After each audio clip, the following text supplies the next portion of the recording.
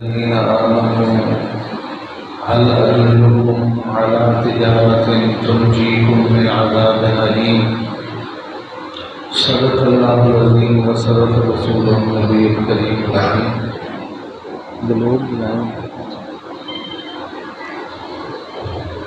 الصلاة والسلام عليك يا سيدي يا رسول الله وعلى آلك وأصحابك يا سيدي يا حبيب الله الصلاة والسلام عليك يا سيدي يا خاتم النبيين وعلى آلك وأصحابك يا سيدي يا رحمة للعالمين۔ اللہ رب العزت کی حمد و ثنا کے بعد محترم و محتشم برادران اسلام، السلام علیکم ورحمۃ اللہ وبرکاتہ۔ ذوالحج شریف کا دوسرا جمعۃ المبارک، اس ماہ مقدس کو بہت ساری جہاں نسبتیں اور شرف حاصل ہیں، ان میں سے ایک عظیم شرف اور نسبت یہ بھی حاصل ہے کہ اس ماہ کی 18 تاریخ کو یعنی 18 ذی الحج کو حضور سیدنا خلیفہ سادس عثمان غنی رضی اللہ تعالیٰ عنہ کی شہادت مبارکہ ہے۔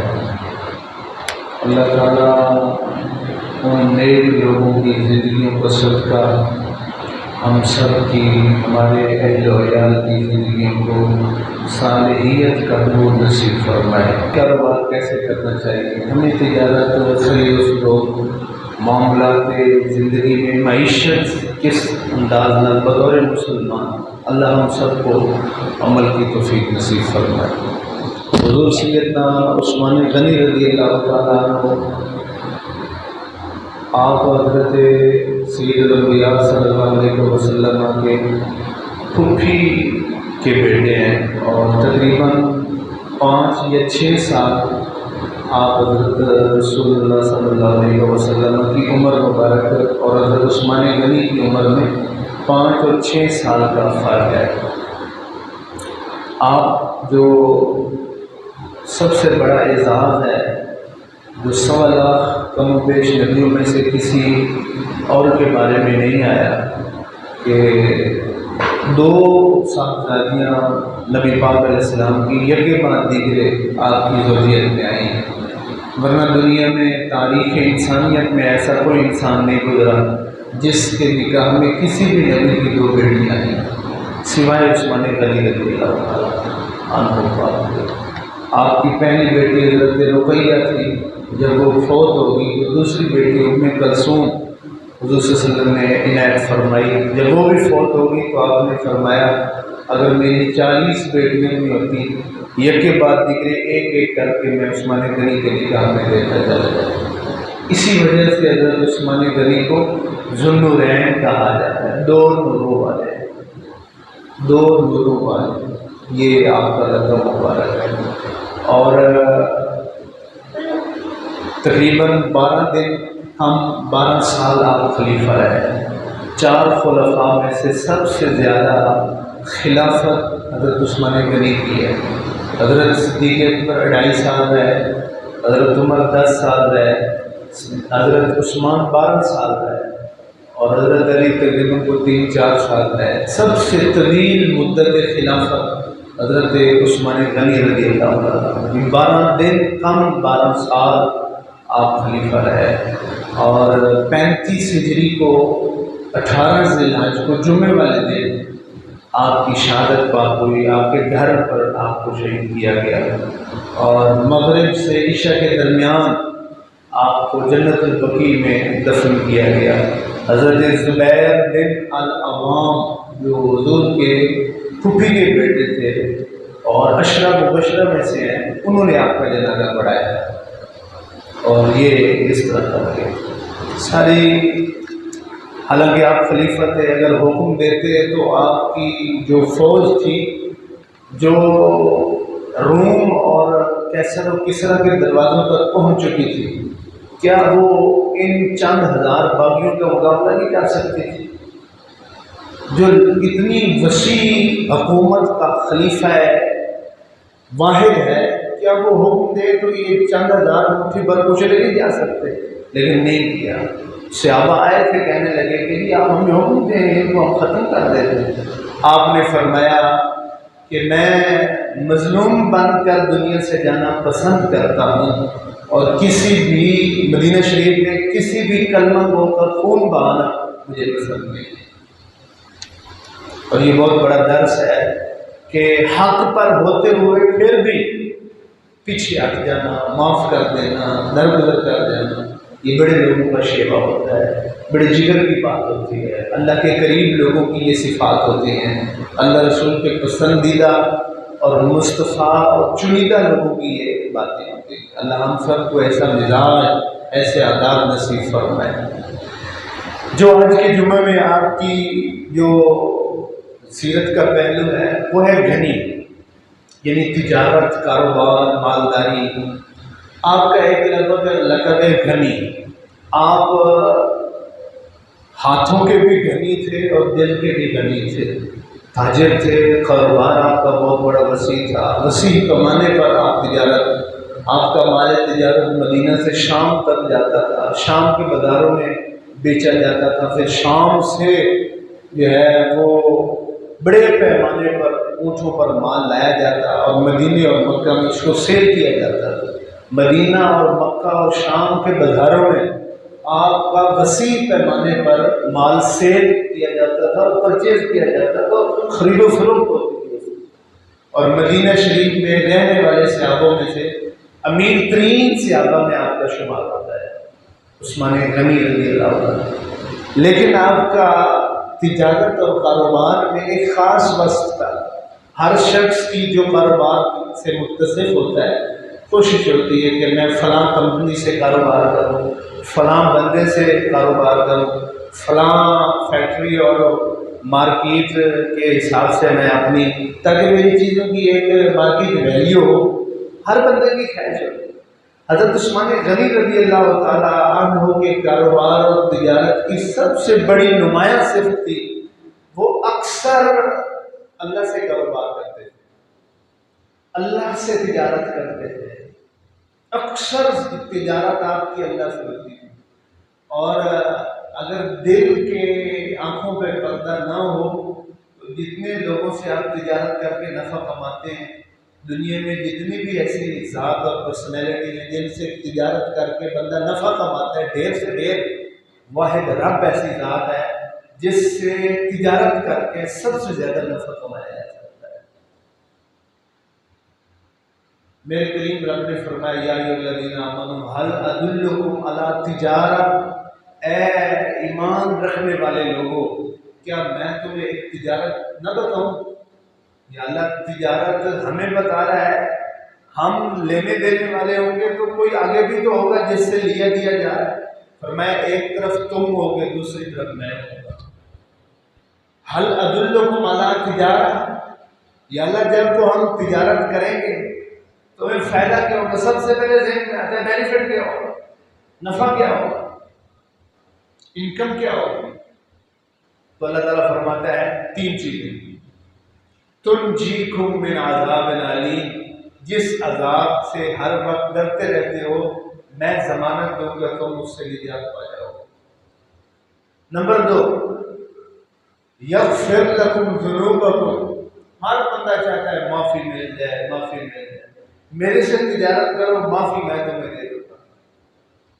ایک اور چیز تجارت میں ہر شخص کے ذہن میں ہوتی ہے، جو بھی پیسہ کماتا ہے اس کے ذہن میں آتا ہے یار میرا مستقبل اچھا ہو جائے، میں اس لیے کما رہا ہوں مستقبل میرا، میرے بچوں کا مستقبل بہتر، فیوچر بہتر کرنے کے۔ اللہ فرماتا ہے یدخلکم جنات، تمہارا فیوچر میرے سے تجارت کرو گے تو جنت ہے، جنت سے بہتر مستقبل کوئی ہے، اس سے بہتر فیوچر کوئی ہے۔ اور ہر پیسہ کمانے والے کی ایک اور بھی خواہش ہوتی ہے، یار کماتے ہیں کسی اچھی سوسائٹی میں، اچھی جو ہے وہ جگہ پر اچھا شاندار گھر بناؤں گا، اچھی لوکیشن ہوگی۔ اللہ فرماتا ہے میرے سے تجارت کرو گے تو یہ بھی تمہیں مل جائے گا، یدخلکم جنات تجری من تحتها الانہار ومساکن طیبہ. مجھے بتاؤ جنت سے بڑھ کے کوئی سوسائٹی ہے، کوئی ٹاؤن ہے؟ جنت سے بڑھ کے کوئی ٹاؤن ہے؟ لوکیشن جنت سے بڑی کسی گھر کی، جنت سے بڑی سوسائٹی اور ٹاؤن اور لوکیشن ہے کسی گھر؟ تم اپنے گھروں کا نقشہ کسی اچھے سے انجینئر سے بنواتے ہو تاکہ شاندار سے شاندار نقشہ بنے. فرمایا میرے سے تجارت کرو گے، جنت کی سوسائٹی اور ٹاؤن میں گھر ملے گا، لوکیشن ٹاپ کی، اور جو گھر وہاں ہوگا اس کا نقشہ بنانے والا میں رب خدا ہوں گا. بس کرو. وَذَلِكَ الْفَوْزُ الْعَظِيمُ. یہ تجارت اور یہ والا نفع بہت بڑی کامیابی ہے. سیدنا عثمان غنی رضی اللہ تعالیٰ عنہ یہ تجارت اکثر کیا کرتے ہیں، اور ہم اس تجارت سے خالی ہیں. اللہ کی راہ میں دیں گے تو پیسہ کم ہو جائے گا. یہ تجارت حضرت عثمان غنی رضی اللہ تعالیٰ عنہ کی زندگی کا وصف نمایاں تھا. 6 دفعہ سیدنا عثمان غنی رضی اللہ تعالیٰ عنہ نے اللہ سے جنت خریدی ہے. کتنی دفعہ؟ 6 دفعہ اللہ تعالیٰ سے جنت خریدی. اب 6 دفعہ جو اللہ سے تجارت کی، کاروبار کیا، اور انہوں نے پیسہ لگایا، صدقہ کیا، اللہ نے بدلے میں کیا دیا؟ جنت. 1 دفعہ، پھر دوسری دفعہ، پھر تیسری، 6 دفعہ. اب وہ سارے بیان تو ناممکن ہے، ایک نشست میں وقت بہت کم ہے. ایک میں آپ کو سنا دیتا ہوں. حضرت سیدنا صدیق اکبر رضی اللہ تعالیٰ عنہ کے زمانے میں قحط جو ہے وہ تبالت اختیار کر گیا. لوگوں میں اشیاء خورد و نوش کی قلت ہو گئی، کھانے پینے کی چیزوں کی قلت ہو گئی، تنگ دستی اور تنگ حالی کا زمانہ، فاقے بڑھ گئے. لوگ آئے سارے اکٹھے ہو کے صدیق اکبر رضی اللہ تعالیٰ عنہ، وہ بھی خلیفہ تھے، مصطفیٰ کریم علیہ السلام کے تربیت یافتہ تھے. آج کے جو وہ کھانے کھلانے والے تو تھے کہ خود بھی کھاؤ، آپ بھی کھاؤ، بعد میں دیکھی جائے. آئے سارے لوگ اکٹھے ہو کے صدیق اکبر کے پاس، کہنے لگے آپ نے دیکھا نہیں آپ خلیفہ ہیں اور لوگوں کے حالات کیسے ہیں، اتنی مہنگائی ہے، اتنی تنگ حالی ہے، غربت زیادہ ہو گئی. آپ نے آگے سے آج کی بولیاں نہیں بولی، جو آج ہمارے بولی بول رہے ہیں وہ نہیں بولی. آپ نے صرف ایک جملہ فرمایا. آپ نے فرمایا انصرفوا واصبروا، واپس چلے جاؤ اور صبر کرو. کتنے سال؟ 2 سال، 3 سال، 4 سال، یا اگلے بجٹ میں، یا اگلے مہینے کی 15 تاریخ کو کمی ہو جائے. آپ نے فرمایا انصرفوا واصبروا، واپس چلے جاؤ اور صبر کرو. فإنکم لا تمسون حتی یفرج اللہ الکریم عنکم. انشاءاللہ شام تک خوشخبری مل جائے گی، انشاءاللہ شام تک خوشخبری مل جائے گی. سبحان اللہ. پھر ہوا کیا؟ ابھی شام نہیں ہوئی تھی، سیدنا عثمان غنی رضی اللہ تعالیٰ عنہ کے 100 اونٹ شام سے گندم کے بھرے ہوئے وہ مدینے میں داخل ہو گئے، جو وہاں سے حضرت عثمان غنی نے منگوائے تھے. مدینہ میں آپ کا کاروبار تھا عثمان غنی کا، آپ شام سے وسیع پیمانے پر اشیاء منگاتے تھے، اور جب آپ منگواتے تھے تو مکہ مدینہ کے جو تھوک والے لوگ تھے اور تاجر تھے وہ آ کے آپ سے سامان خریدتے تھے، پھر وہ آگے جا کے عوام کو بیچتے تھے. اتنا بڑا کاروبار. جب 100 لوگ داخل ہوئے تو سارے مدینے کے تاجر اکٹھے ہو گئے، حضرت عثمان غنی کے پاس ہے. کہنے لگے حضرت ہمیں پتہ چلا ہے آپ کے پاس گندم آئی ہے تو آپ ہمیں بیچیں، مدینے میں تو بہت زیادہ.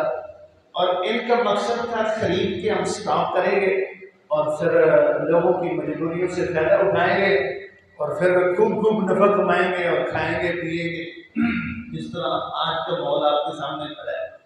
تو حضرت عثمان غنی نے فرمایا ویلکم، تشریف لاؤ، بیٹھ کے طے کرتے ہیں. کہنے لگے آپ نے فرمایا تم مجھے کیا دو گے؟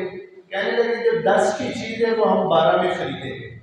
آپ نے فرمایا ایک تاجر نے مجھے اس سے زیادہ پیسہ لگایا ہے. کہنے لگے جو 10 کی چیز ہے وہ ہم 15 میں خرید لیں گے، 10 کے پیچھے ہم تمہیں 5 روپے نفع دیں گے. آپ نے فرمایا ایک تاجر نے مجھے اس سے زیادہ نفع لگایا ہے، اس سے زیادہ جو ہے وہ پیسہ لگایا۔ تو وہ کہنے لگے مدینے میں جتنے تاجر ہیں وہ تو یہاں موجود ہیں، ذرا اس تاجر کی بھی خبر دو نا جو تمہیں 10 کی چیز اس سے بھی زیادہ دے رہا ہے، اور یہ بھی بتاؤ کہ وہ 10 کی چیز کتنے میں دے رہا ہے۔ 15 زیادہ سے زیادہ جتنا نفع لگایا جا سکتا ہے وہ 15 ہے، 10 کی چیز 15 میں دینا بہت نفع ہے، اب اس سے زیادہ کون لگا رہا ہے؟ تو آپ نے فرمایا جس تاجر کی میں بات کر رہا ہوں وہ 10 کی چیز 12 میں نہیں، 15 میں نہیں، 20 میں نہیں، اس نے مجھے کہا ہے میں جو 10 کی چیز ہوگی وہ 100 کے بدلے دے دوں گا، 10 کے بدلے 100 دوں گا۔ کہنے لگے وہ کون سا تاجر ہے؟ تو آپ نے فرمایا وہ میرا رب ہے، اور آپ نے فرمایا تم گواہ ہو جاؤ، میں تمہیں گواہ بنا کے کہتا ہوں عثمان بن عفان کے شام سے آنے والے گندم سے بھرے 100 اونٹ میں نے اللہ تعالیٰ کی راہ میں مدینے کے غریب لوگوں میں بانٹ دیے۔ رات ہوئی، شام ہوئی، حضرت عبداللہ بن عباس رضی اللہ تعالیٰ عنہ سوئے، رات کو خواب میں دیکھا سید الانبیاء صلی اللہ علیہ وسلم ایک سواری پہ سوار ہے، ابلک گھوڑے پہ سوار ہے، آپ نے جو نالین پہنے ہوئے وہ بھی نور کے ہیں، آپ کا جو ہے وہ بڑی تیاری کے ساتھ کسی پروگرام میں شرکت کے لیے جیسے بندہ تیاری کے ساتھ نہیں جاتا، اچھے کپڑے، اچھا لباس، اور وہ اچھا لباس کیسا تھا؟ فرمایا جو آپ نے جوتے پہنے ہوئے تھے وہ جوتے مبارک نور کے تھے، جو آپ نے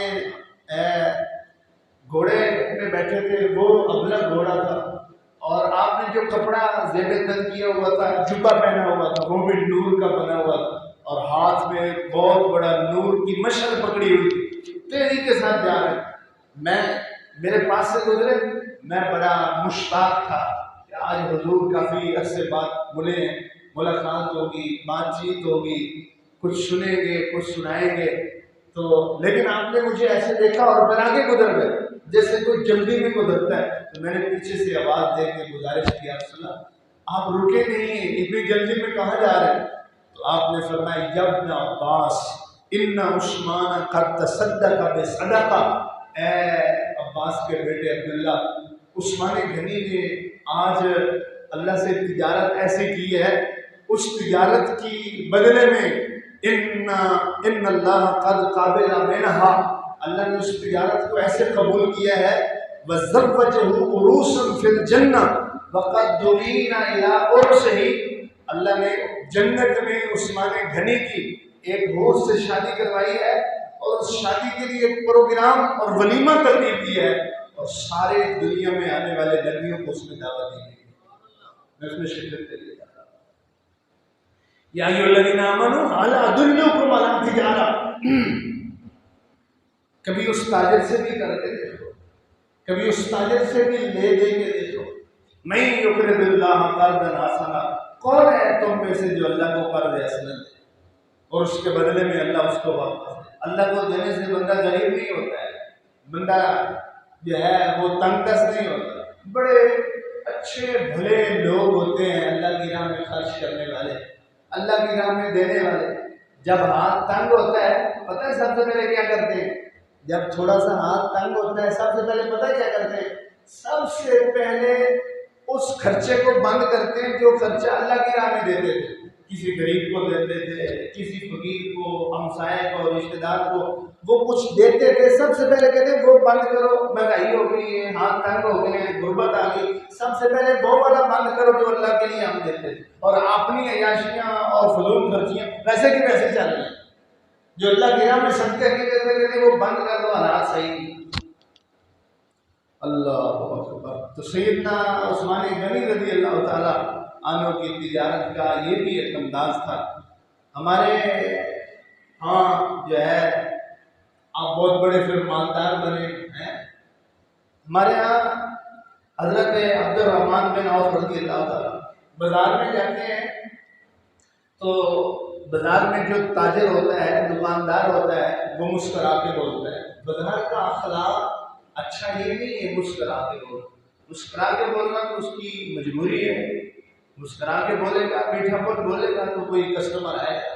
بازار کا اخلاق اچھا یہ نہیں ہے، یا کسی پوائنٹ پہ بیٹھ کے کوئی بھی چیز سیل پرچیز کرنے میں یہ اخلاق نہیں ہے کہ آپ میٹھا بولیں، آپ مسکرا کے بولیں۔ بازار کا، خرید و فروخت کا، کاروبار کا، تجارت کا اچھا اخلاق دو ہے، سچ بولنا اور دھوکہ نہ دینا۔ سچ بولنا اور دھوکہ نہ دینا، یہ اخلاق ہے۔ کوئی بھی ہے کسی جگہ بیٹھ کے وہ تجارت کر رہا ہے، دے رہا ہے، لے رہا ہے، سچ بولے۔ میرے کریم نبی نے فرمایا الصدق ینجی والکذب یہلک، صرف سچ بندے کو نجات دیتا ہے، جھوٹ بندے کو ہلاک کرتا ہے۔ وقتی جھوٹ بول کر وقتی نفع آپ حاصل کر لیں گے، لیکن ایک وقت آئے گا کہ وہ نفع جو آپ نے حاصل کیا وہی آپ کی ہلاکت کا سبب بنے گا۔ حضور نے فرمایا الصدق تمانیہ والکذب ریبہ، سچ سے اندر کا نور نصیب ہوتا ہے، اندر اطمینان نصیب ہوتا ہے، باطن میں سکون ملتا ہے، مطلب مطمئن ہوتا ہے۔ جھوٹ بولنے سے مال تو ڈھیر سارا آ گیا، لیکن اندر گھنٹیاں بجتی رہتی ہیں، اندر شک اور بے چینی رہتی ہے جھوٹ بولنے کی وجہ سے، صرف اور صرف جھوٹ بولنے کی وجہ سے۔ میرے کریم نبی صلی اللہ علیہ وسلم نے فرمایا سچا تاجر قیامت کے دن نبیوں کے ساتھ ہوگا۔ سچا تاجر، کیونکہ وہاں سچ بولنا بڑی ہمت کی بات ہے، بڑے صبر اور حوصلے کی بات ہے۔ جب سیل پرچیز کے پوائنٹ پہ آپ بیٹھے ہوتے ہیں وہاں سچ بولنا بڑی، فرمایا سچ بولنے والا تاجر قیامت کے دن نبیوں کے ساتھ کھڑا ہوگا۔ اور ایک چیز جو میں آپ دوستوں سے یہ بھی گزارش کروں گا، بہت سارے لوگ ایسے ہوتے ہیں ان کا اپنا نہیں ہوتا، کسی کا ہوتا ہے جس کو وہ خرید بیچ رہے ہوتے ہیں، ان سے خرید رہے ہوتے ہیں۔ کسی کی آخرت سنوارنے کے لیے، کسی کی دنیا سنبھالنے کے لیے اپنی آخرت بات برباد کرتا ہے۔ حضور نے فرمایا بد نصیب، سب سے بڑا بد نصیب قیامت کے دن وہ ہوگا جس نے کسی کی دنیا بہتر کرنے کے لیے اپنی آخرت برباد کر دی۔ کسی کی دنیا سنوارنے کے لیے جھوٹ بولتے رہے، دھوکہ دیتے رہے، کسی کے لیے، کسی کے آرڈر پر کسی کی دنیا بہتر کرنے کی، بہت بد نصیب ہے وہ شخص۔ بازار کا اخلاق مسکرانا نہیں ہے، بازار کا اخلاق اور تجارت کا اخلاق کیا ہے؟ دو، سچ بولنا اور دوسرا دھوکہ نہ دینا۔ حضور نے یہ نہیں فرمایا جو نماز نہیں پڑھتا وہ میری امت سے نہیں ہے، جو بے حیائی کا کام کرتا ہے وہ میری امت سے نہیں ہے، جو چوری کرتا ہے وہ میری امت سے نہیں۔ حضور نے فرمایا ایک مدینہ کے بازار سے گزرے، ایک بندہ گندم رکھ کر بیچ رہا تھا، آپ نے اس کے اندر ہاتھ ڈالا، اوپر سے خشک تھی اندر گیلی تھی، تو آپ نے اس کو بلا کے فرمایا اس کا مالک کون ہے؟ جب وہ آیا تو آپ نے فرمایا جیسے دکھائی دیتا ہے ویسے چیز تو ہے نہیں، اوپر سے خشک کے اندر گیلی ہے۔ اس وقت آپ نے فرمایا من غش فلیس منا، جس نے کسی کو دھوکہ دیا وہ میری امت سے نہیں ہے۔ آج کا تاجر اور کاروبار کرنے والا اس کی منہ پہ ایک بولی ہے، جھوٹ نہ بولے تو کاروبار کیسے چلے، دھوکہ نہ دے تو ترقی کیسے کرے، جھوٹ نہ بولے تو کاروبار کیسے کرے، دھوکہ نہ دے تو ہمارا کام ہی بڑھتا ہے۔ پھر چھوڑ دو حضور کی امت، کلمہ پڑھنا چھوڑ دو، اچھا بھلا نمازی ماتھے پہ میراب پڑا ہوا ہے، دھوکہ دیتا ہے، جھوٹ بولتا ہے، دھوکہ دیتا ہے، جھوٹ بولتا ہے۔ ایک دکان میں گئے، وہاں ایک دکاندار قرآن مجید پڑھ رہا ہے، تلاوت کر رہا ہے، ایسے قرآن پاک کی تلاوت، اعتبار کیا قرآن پڑھ رہا ہے، قرآن پڑھ رہا ہے، قرآن پڑھ رہا ہے، دھوکہ نہیں دے گا، جھوٹ نہیں بولے گا۔ جب ہم اندر گئے اس سے کپڑا لیا، کوئی چیز لی اور صرف اعتبار کیا کہ یار قرآن مجید پڑھ رہا ہے، یہ تو نہیں دھوکہ دے گا، اچھا بھلا کوئی متقی پرہیزگار لگ رہا ہے، خیر خواہ لگ رہا ہے۔ لیکن جب کپڑا جو اس سے ہم نے لیا وہ 1500 روپے کا کپڑا لے کے باہر نکلے، وہی کپڑا بازار میں 1000 روپے کا مل رہا، سیم کوالٹی کا، سیم چیز کا۔ جو کپڑا 1000 روپے کا بازار میں مل رہا تھا وہ کپڑا اس نے 1500 کا بیچا، اور اس نے اس پر قرآن پاک پڑھنے کی وجہ سے اعتماد کیا گیا اور اسی قرآن کو پڑھ کے دھوکہ دیا۔ یہ ایک مثال نہیں، ہزاروں مثالیں ہیں۔ دھوکے سے اور جھوٹ سے وقتی آپ کے پاس مال اکٹھا ہوگا، لیکن ہلاکت بہت قریب ہے۔ اور نقصان بہت قریب ہے جو اللہ کی طرف سے آنے والا ہے۔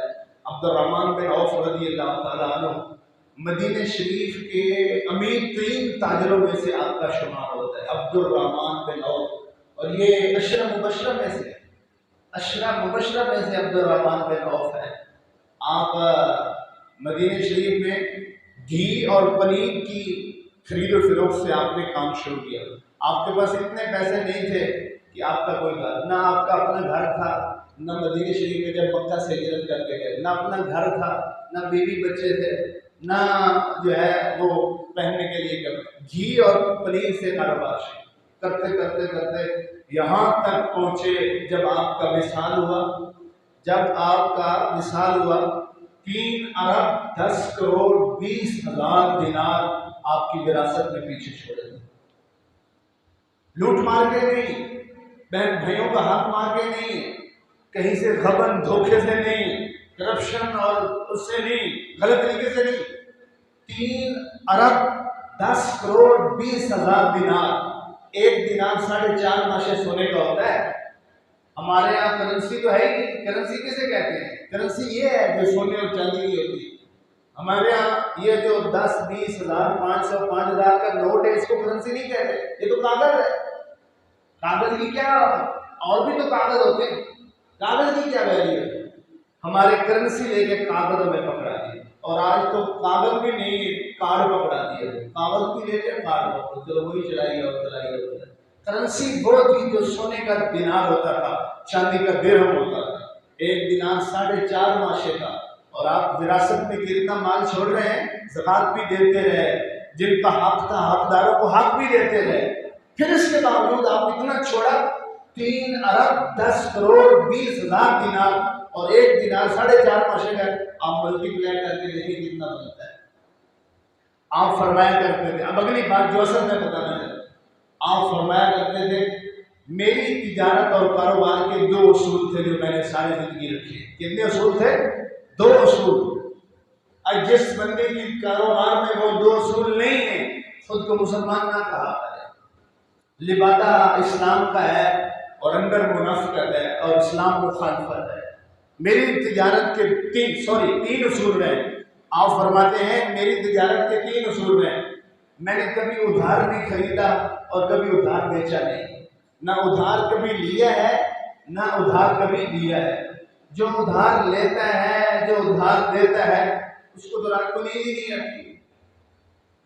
جن سے لینا ہوتا ہے وہ دیتے نہیں ہیں، جن کا دینا ہوتا ہے وہ جان چھوڑتے نہیں ہیں، اس کی تو زندگی میں سکون ہی نہیں ہے۔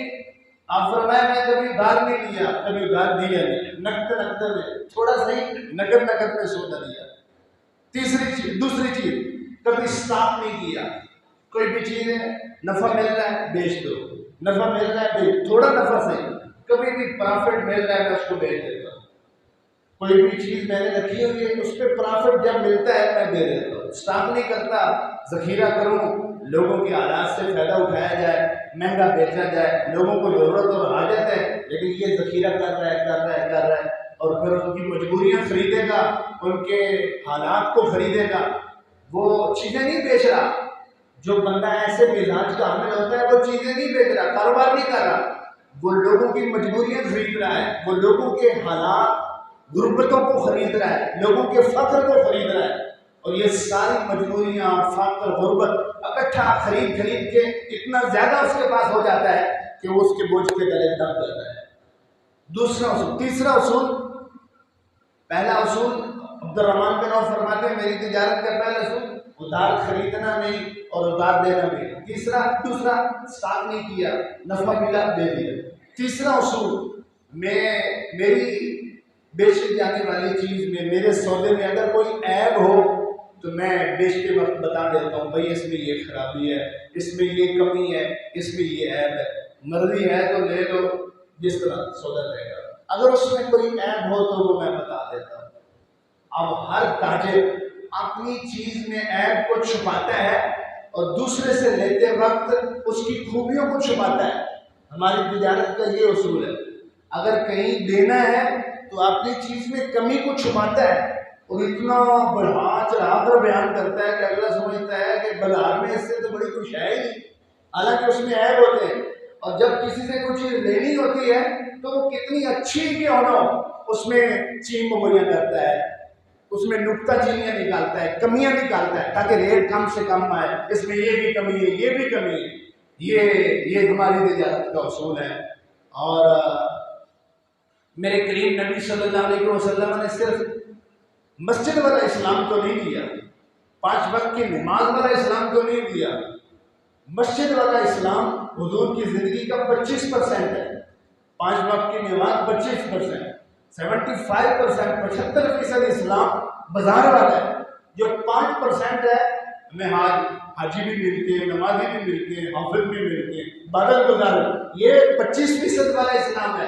اور جو 75% والا اسلام اور حضور کی سیرت ہے، جو بازار والی ہے، معاملات والی ہے، معیشت والی ہے، معاشرتی ہے، وہ بہت کم ملتا ہے۔ دن کے وقت چراغ اٹھا کے ڈھونڈو، پھر بھی بہت کم لوگ ایسے ملتے ہیں جن میں بازار کے اخلاق پائے جائیں۔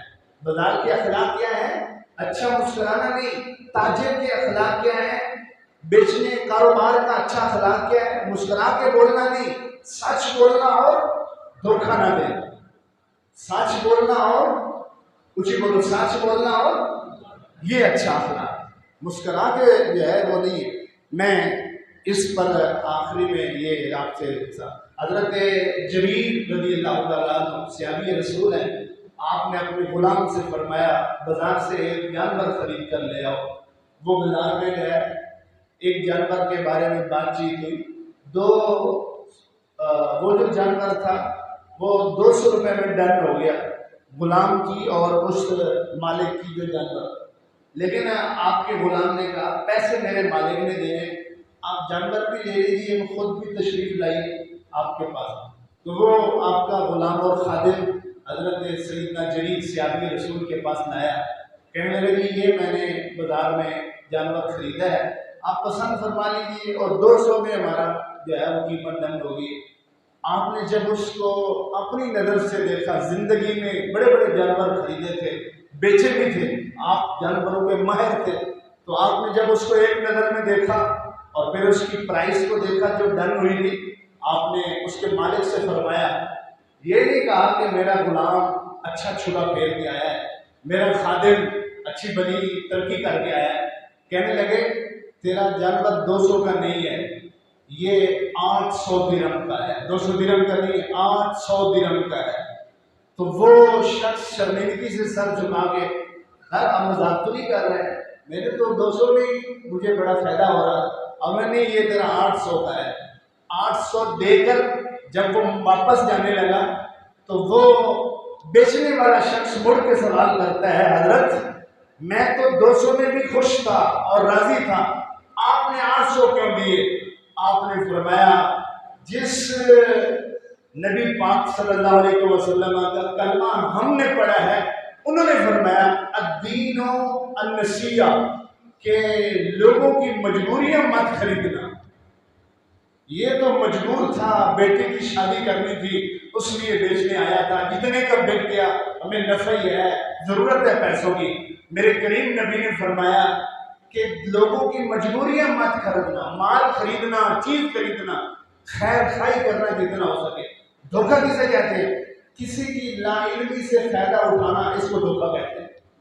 اگلا جانتا ہی نہیں ہے کہ اس چیز کے بارے میں، آپ اس کی لا علمی سے فائدہ اٹھا کے اس کو بیچ دیں یا خرید لیں، اس کو دھوکہ کہتے ہیں۔ اور یہ کاروبار میں رسول اللہ صلی اللہ علیہ وسلم کی اس حدیث پاک پر میں خطبے کا اختتام کرتا ہوں۔ سب سے بڑا دھوکہ کیا ہے؟ حضور سے سوال ہوا، یا رسول اللہ سب سے بڑا دھوکہ کیا ہے؟ حضور نے فرمایا خبرت خیانہ، سب سے بڑا دھوکہ یہ ہے ان تحدث اخاک حدیثا هو لک بہ مصدق وانت له بہ کاذب، تو اپنے بھائی کو کسی بھی چیز کے بارے میں انفارمیشن دے، معلومات دے، وہ یہ سمجھ رہا ہو کہ یہ صحیح کہہ رہا ہے، یہ سچا ہے، حالانکہ وہ تو اس سے جھوٹ بول رہا ہے۔ یہ سب سے بڑا دھوکہ ہے۔